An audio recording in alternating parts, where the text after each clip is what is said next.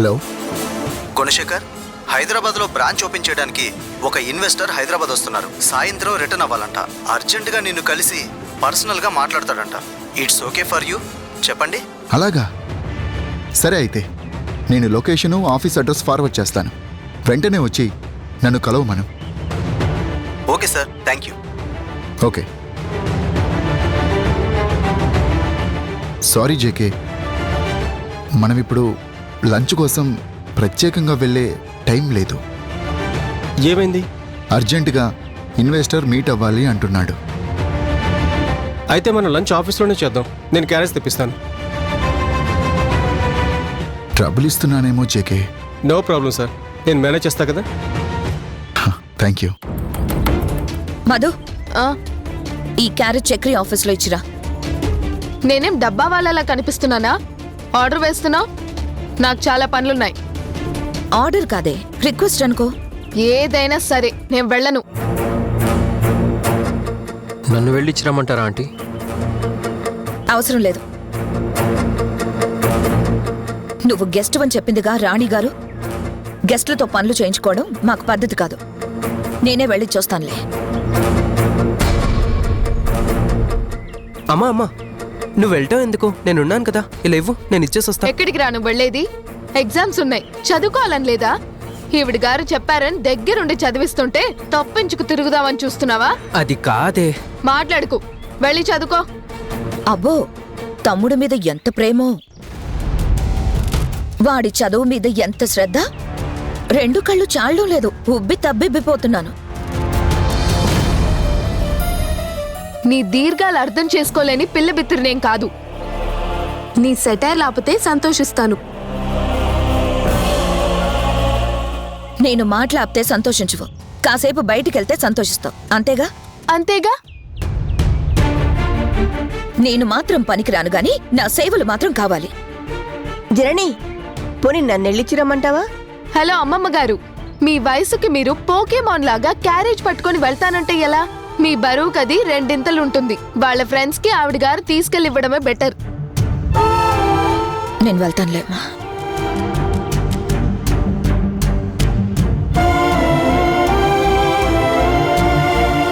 Aunty, మీరు ఎటువైపు వెళ్తున్నారు? నీకెందుకు? అది ఏం లేదు, నేను చిన్న పని మీద చిన్న బైక్ తీసుకొని బయటికి వెళ్తున్నాను. మీరు ఓకే అంటే మిమ్మల్ని డ్రాప్ చేసి వెళ్దామని.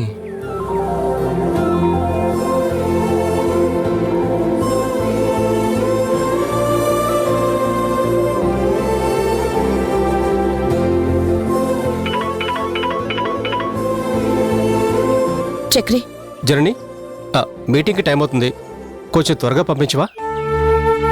అలాగే. ఇప్పుడు నీ హెల్ప్ తీసుకుంటే నువ్వు మళ్ళీ ఇంకో రోజు ఉండడానికి ఎక్స్టెన్షన్ అడుగుతావేమో. ఇదిగో చూడు, 2 రోజుల్లో ఇక్కడి నుంచి వెళ్ళిపోవాల్సిందే. అలా అడిగేవాడిని కాదా ఆంటీ, 2 డేస్లో తప్పకుండా వెళ్ళిపోతాను. Don't worry. పద.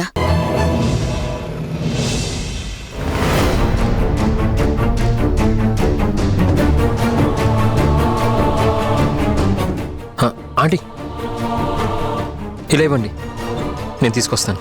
ఆహా, అవసరం లేదు. చక్రీనే వచ్చి తీసుకెళ్ళమంటాను.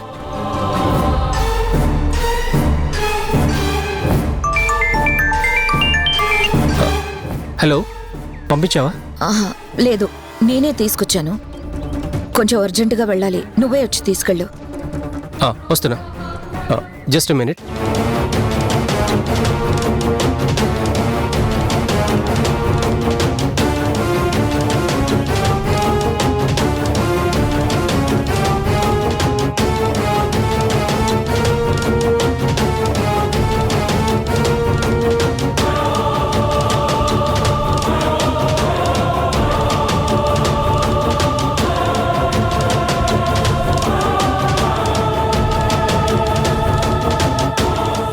శివ, ఏదో ఊహించని సంఘటన జరగబోతుందన్న ఆలోచనలో ఈ గుండె ఆరాటం పెరిగినట్టు అనిపిస్తోందిరా.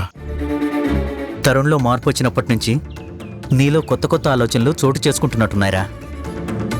అవ్వచ్చు, కానీ ఇది బాధకి సంబంధించింది కాదు.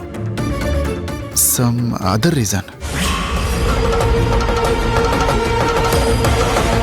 అయితే అది గుండెకి సంబంధించింది కాదురా, మనసుకు సంబంధించిందని నాకు అనిపిస్తోంది. ప్రేమ, బంధాలు, ప్లేస్ కోరుకుంటున్నాయి అనిపిస్తోంది. అంటే నాకింతకుముందు నాకు అవన్నీ లేవంటావా? లేవని కాదు, మధ్యలో చాలా మార్పులు చోటు చేసుకున్నాయి కదా.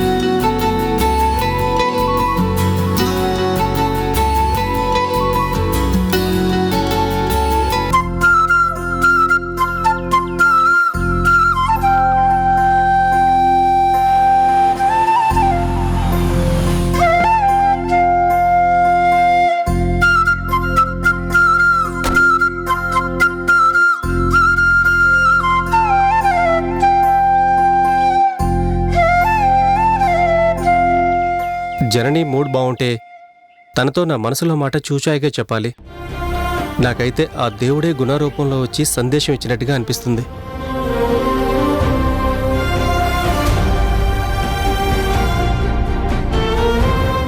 హాయ్. రా చక్రి, కూర్చో. ఏం చేస్తున్నావు? నా ప్రొఫెషన్కి పనికొచ్చే విషయాలు కొన్ని తెలుసుకుంటున్నాను. కూల్గానే ఉన్నట్టుంది. అవును, ఎలా జరిగింది మీటింగ్? కాంట్రాక్ట్ వచ్చిందా? నన్నే సెలెక్ట్ చేసుకుని వచ్చాక నాకు రాకుండా ఎలా ఉంటుంది? 100% వచ్చినట్టే. ఈ విషయంలో నీకు స్పెషల్ థ్యాంక్స్. కొత్తగా మన మధ్య థ్యాంక్స్ లేండి. అయినా దేనికి? నీ వంటని చాలా మెచ్చుకున్నారు. ఇంప్రెషన్ క్రియేట్ చేసింది. అది సగం కారణమే. మీటింగ్ భోజనానికి ముందైందా తర్వాత అయిందా? ముందు తర్వాత కూడా అయింది. ఇప్పుడే సెలెక్ట్ చేసుకొని వచ్చాక రాకుండా ఉంటుందా అని సగం కారణం నేనంటావేంటి? నీ వర్క్ని బట్టి వస్తుంది కానీ వంటని బట్టి కాదు.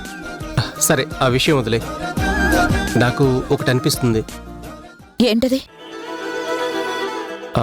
మనిద్దరం కలిసి ఏం చేసినా సక్సెస్ అవుతుందనిపిస్తుంది.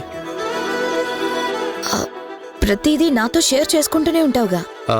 షేర్ చేసుకోవడం వేరు, చేయి కలపడం వేరు. అంటే అంటే మనం పార్ట్నర్స్ అయితే ఎలా ఉంటుందంట? మనం తర్వాత మాట్లాడుకుందాం. సరే, వస్తాను. వేరే ప్రపోజల్స్ మైండ్లోకి రానివ్వకు.